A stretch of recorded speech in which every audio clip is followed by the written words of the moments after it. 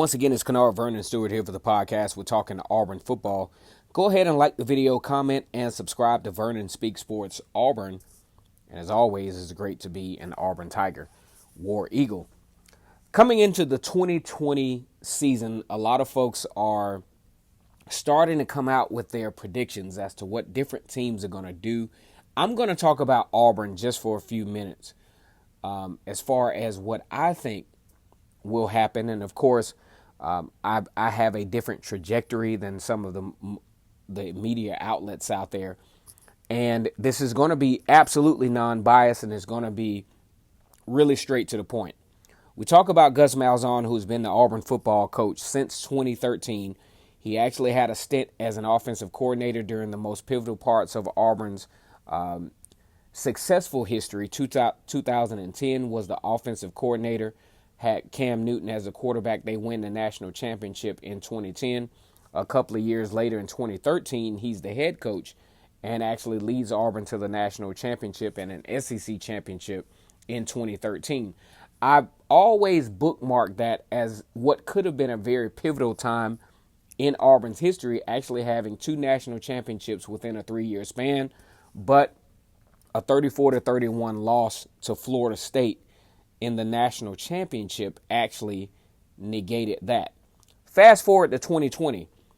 Gus Malzahn as a head coach at Auburn is 33-23 as a head coach as an SEC record.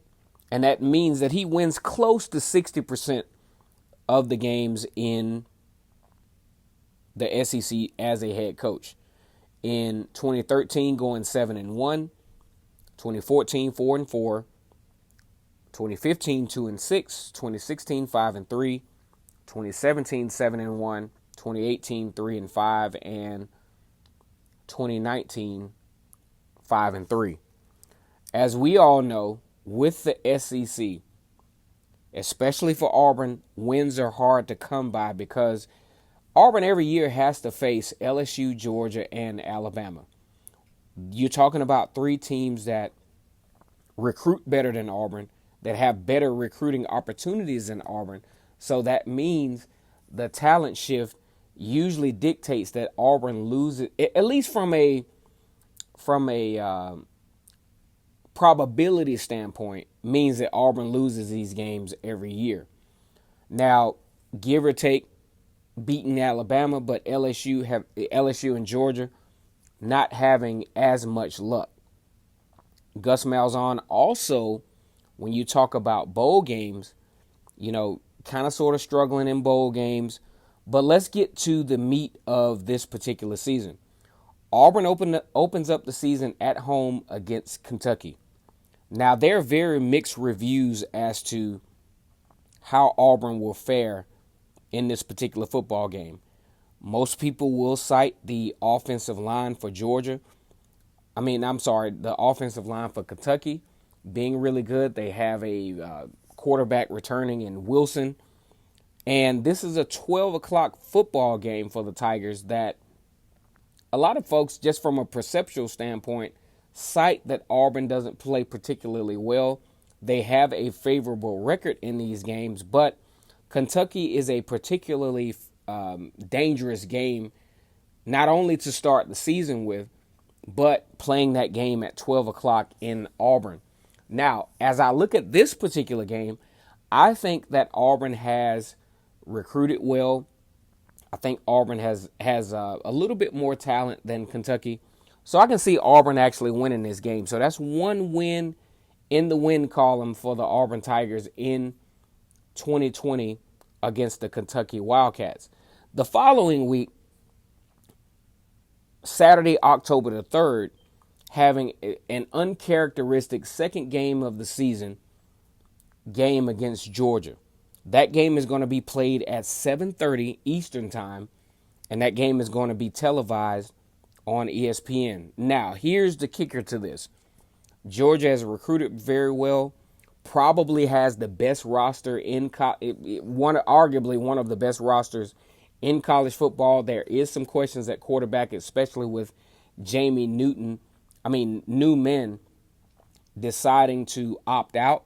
So now Georgia has to kind of sort of scramble and figure if they can do some things with JT Daniels, who the transfer from USC, who is I don't even believe he's medically transferred. I mean, medically cleared to play football. So Georgia has to figure that out. Nonetheless, Georgia plays very well on defense, given only 10 points per game, basically, in a very rigorous SEC schedule. Got off to an okay start against LSU, but some missed opportunities. Lost the SEC championship game, but basically mauled Baylor in that Sugar Bowl. It seems like Georgia's been regulars in the Sugar Bowl. Well, partly because they've been the SEC East representative.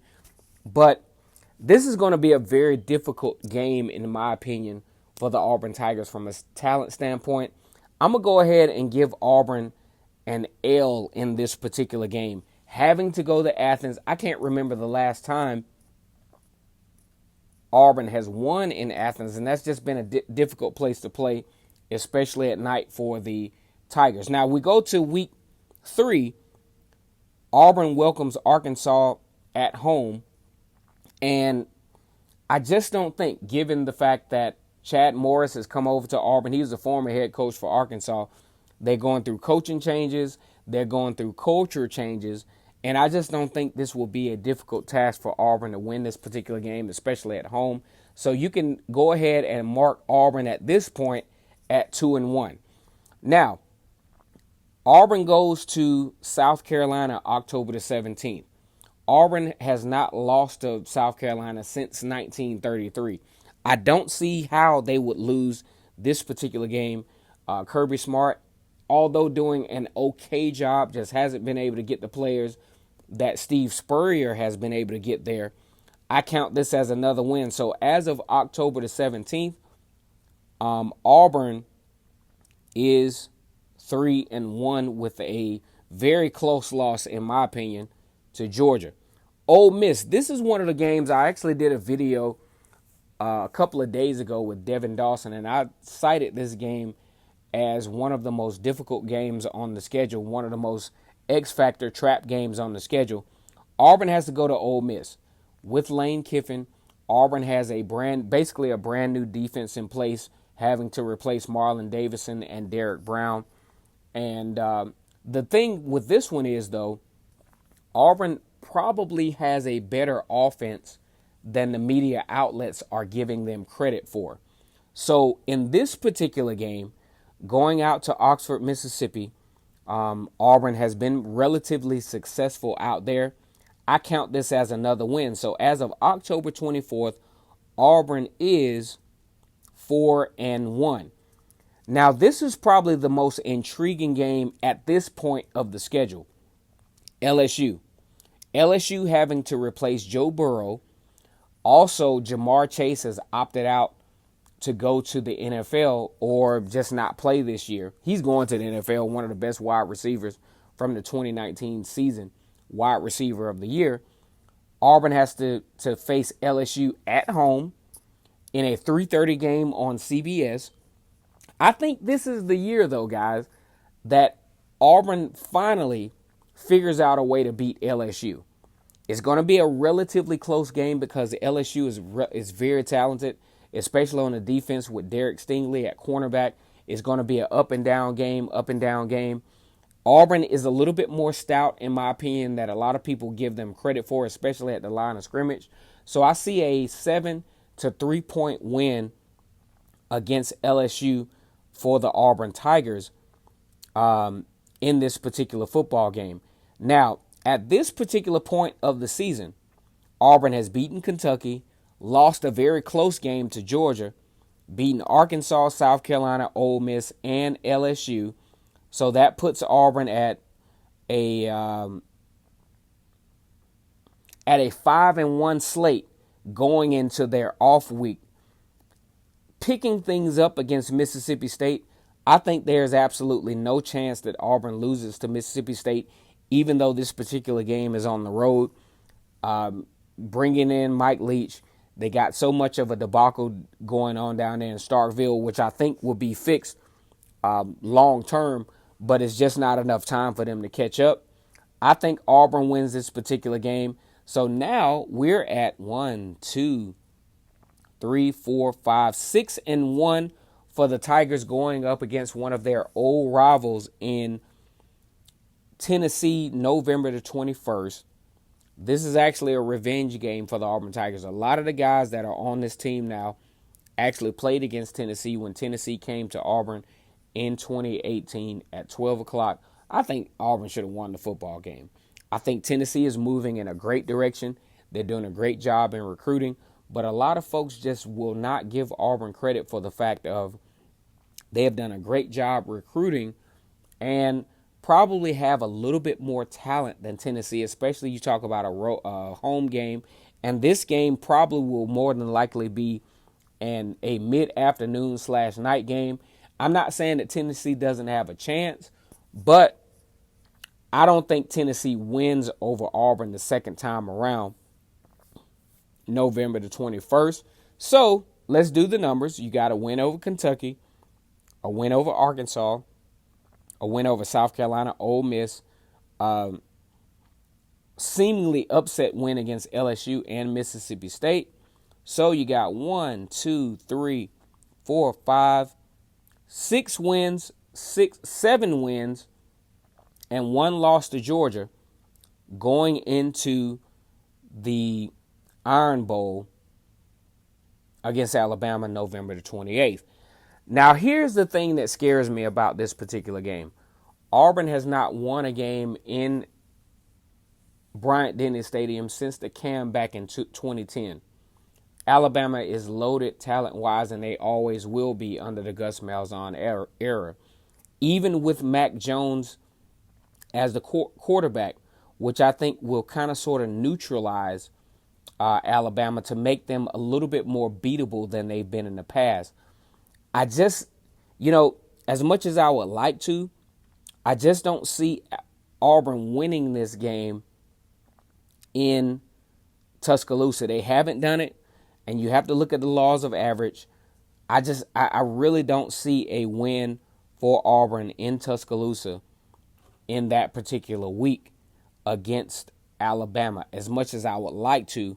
But just from an outside looking in standpoint, given Najee Harris, given some of the skill players that they have, Mac Jones, a great offensive line, relatively talented on defense, this is going to be a very difficult game to win for the Tigers. So I take this as the second loss for Auburn.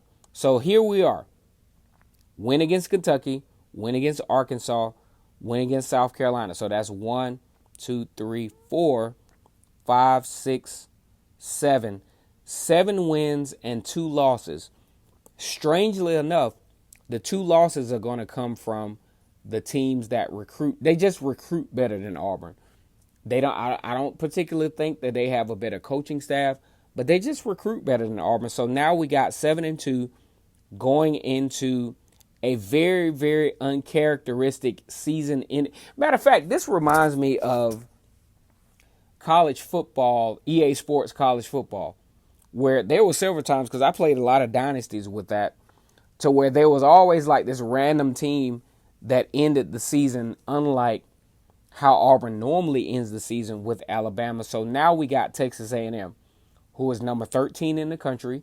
They have recruited very well. They have Jimbo Fisher, who has a national championship at Florida State, takes his show on the road to Texas A&M as a head football coach, but still has not lived up to the billing as far as what they've expected him to do there. The Auburn is coming off a 3-year in a row as far as winning streak against Texas A&M. I don't think that ends in 2020. You got Auburn in a late game headed into the SEC championship. We don't know how the chips may fall at this point.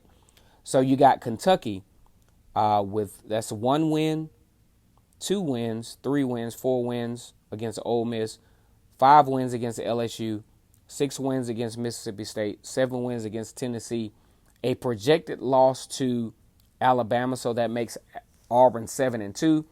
And with Texas A&M have not played well against Auburn for the last few years.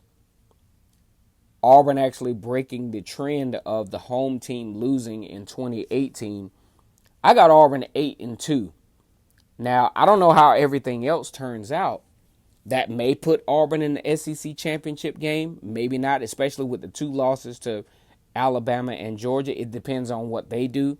Of course, Alabama actually plays against Georgia, so that might cancel them out. So either way, I got Auburn going 8-2 this year with losses to Alabama and Georgia. Do me a favor, guys. Let me know what you think about this video. Comment in the comment section. Like the video. Subscribe to Vernon Speaks Sports Auburn. And as always, it's great to be an Auburn Tiger, War Eagle.